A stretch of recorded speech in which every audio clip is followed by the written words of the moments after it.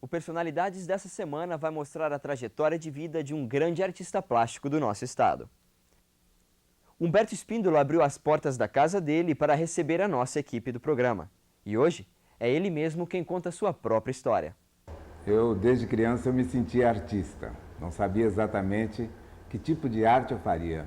Mas eu sabia, minha família sabia que eu era artista.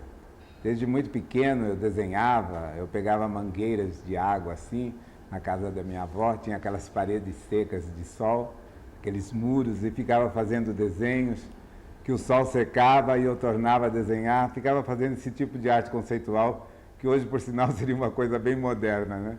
E todo mundo falava, esse menino vai ser arquiteto, vai ser desenhista. Ninguém tinha aquele conceito do artista plástico ainda, ou pelo menos isso era uma coisa que as famílias da época tratavam com um certo tabu. Então eu fui estudar jornalismo no Paraná, na Universidade Católica de Curitiba.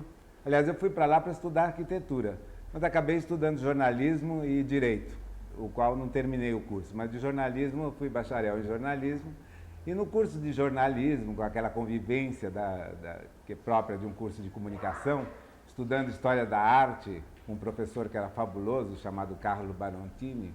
Ele era assim, tinha tanta paixão pelas artes plásticas, eu acho que ele começou a me passar essa paixão pelas artes visuais, né? As aulas sobre Van Gogh, sobre Gauguin, sobre o expressionismo. Ele, um italiano assim, baixinho, tinha uma cara de duende, uns olhos arregalados, e aquilo me impressionava vivamente, aquelas aulas com slides, né? E é assim que eu conheci praticamente toda a arte moderna. E eu já tinha estudado pintura com essa história de ser artista, assim com 13 para 14 anos, eu estava estudando o terceiro ano ginasial em São Paulo, e um tio meu, Erasmo, ele falou, você não quer aprender pintura? Eu pago mais aulas de pintura. E eu fiz aulas de pintura com o professor Bassi, um professor de São Paulo conhecido, acadêmico, romântico.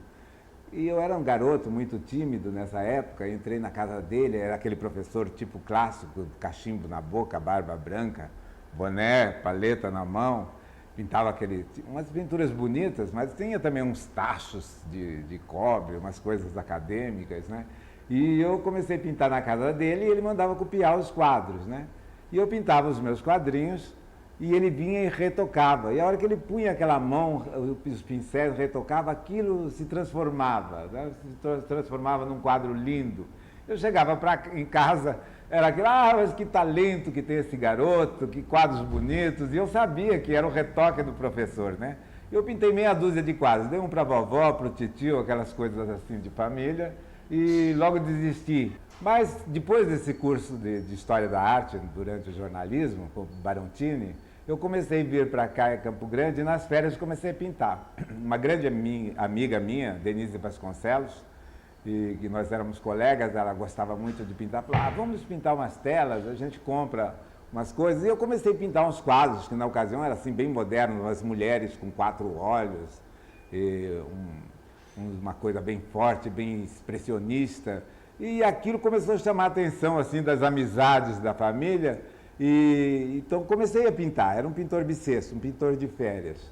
E nesse ínterim, a Aline Figueiredo estava procurando reunir os artistas de Mato Grosso, que naquele tempo era o estado inteiro ainda, porque ela queria fazer um movimento cultural e sentia que nós não tínhamos repercussão, que não havia nada, enfim, de artes plásticas naquele tempo, nos idos de 1965, 66. Em 66, ela me conheceu já como artista plástico, bateu na minha casa me procurando porque sabia que eu pintava, e que eu tinha uns quadros muito loucos, muito modernos, e foi assim que nós nos conhecemos. E eu tinha recém terminado o curso de jornalismo e estava me transferindo para o Rio para fazer direito lá. E resolvi ficar aquele ano, porque estava um ano muito interessante também na minha família.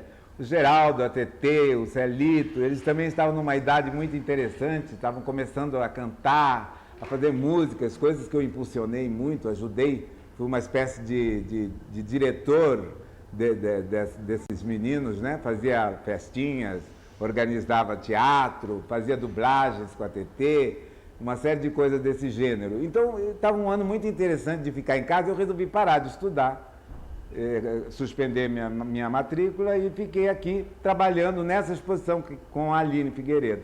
Resolvi me aliar a ela e falei, vamos montar essa primeira exposição dos artistas de Mato Grosso. E que foi aquilo, naquela época, correspondeu à nossa Semana da Arte Moderna.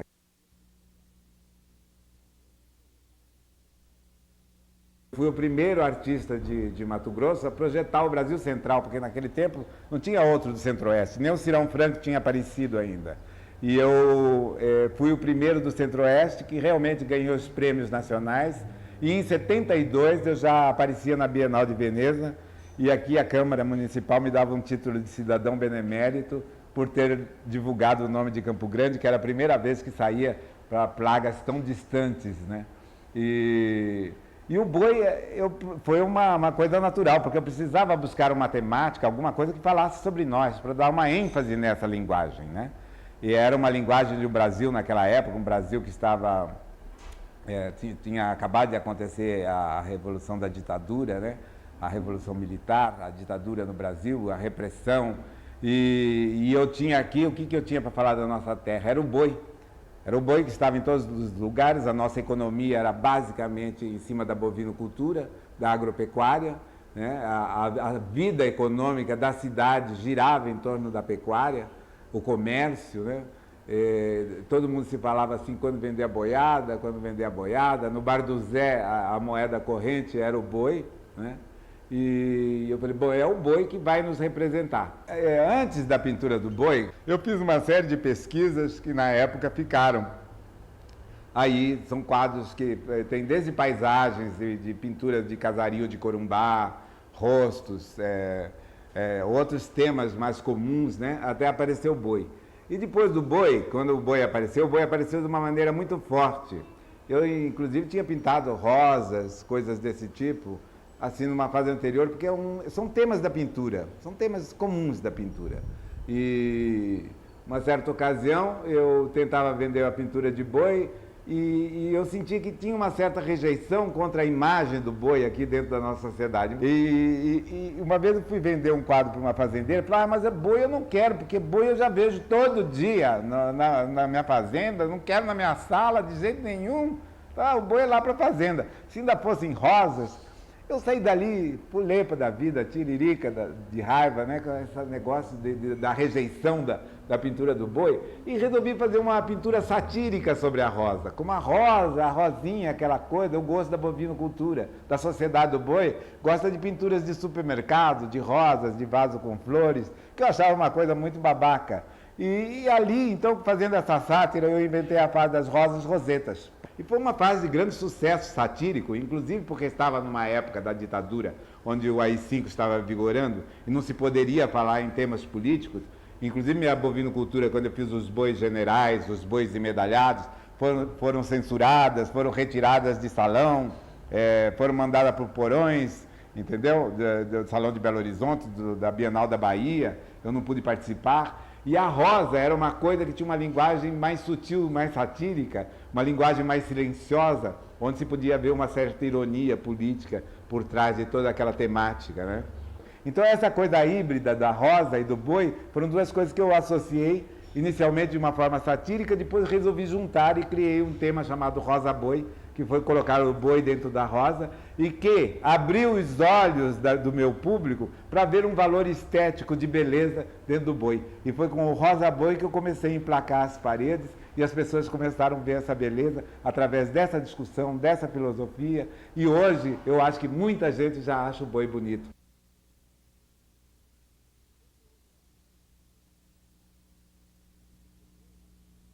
Quando houve a divisão do Estado, a divisão me pegou lá em Cuiabá, eu fiquei mais algum tempo em Cuiabá e senti então que estava criadas as condições, por aqui ser capital também, para a gente começar a fazer um trabalho. Retornei para cá, acabei sendo até secretário de Cultura.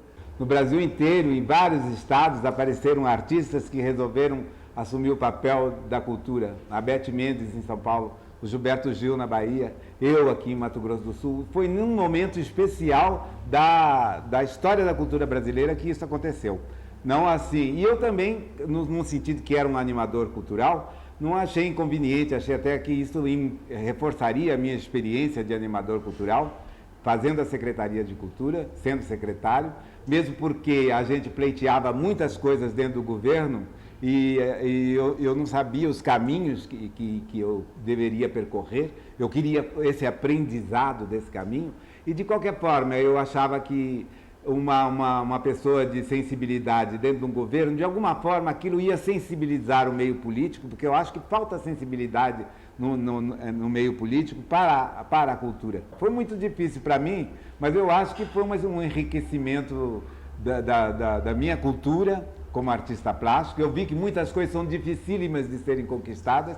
Se eu tivesse ainda só do lado do artista, eu estaria achando que muitas coisas eram mais fáceis. Eu vi que realmente, e não é uma questão só do nosso estado, é uma questão brasileira ainda que precisa evoluir muito. Acho importante que o artista permaneça no espaço do seu espaço geográfico para dar uma força, estimular o aparecimento de outras personalidades, como que eu acho isso fundamental para que o Estado tenha uma cultura, que você tenha artistas residentes, acontecimentos, ateliês, coisas importantes. Embora a sociedade ainda não tenha uma consciência disso, não sabe que ela precisa, de certa forma, manter esses artistas, né, consumindo-os, né, seja no teatro, seja na pintura, ela tem que consumi-los para poder mantê-los no seu poder, para poder se orgulhar deles e tê-los ao seu alcance. Eu acho que a gente tem uma missão na vida, aqui é o último lugar, ou você sai daqui e vai para Nova York, ou para Paris, ou para São Paulo, ou Rio, fazer a sua vida, ou você faz um outro tipo de opção, de trabalhar para a sua terra, de fazer aquela doação. Alguém tem que ser pioneiro, alguém tem que começar a fazer alguma coisa. Em toda a história da civilização, você vê que as coisas começam em determinado lugar, em um determinado momento, com uma determinada pessoa que resolve fazer. Até um invento, em um determinado momento histórico, alguém inventa alguma coisa. Eu acho que a civilização é feita de episódios desse tipo. Eu acho que eu estou dando a minha colaboração, eu tive a consciência disso, de que eu precisava ficar aqui para reforçar esse nosso movimento cultural e para dar uma base histórica cultural a esse movimento. Porque não existe movimento cultural sem história e não existe história sem personalidade.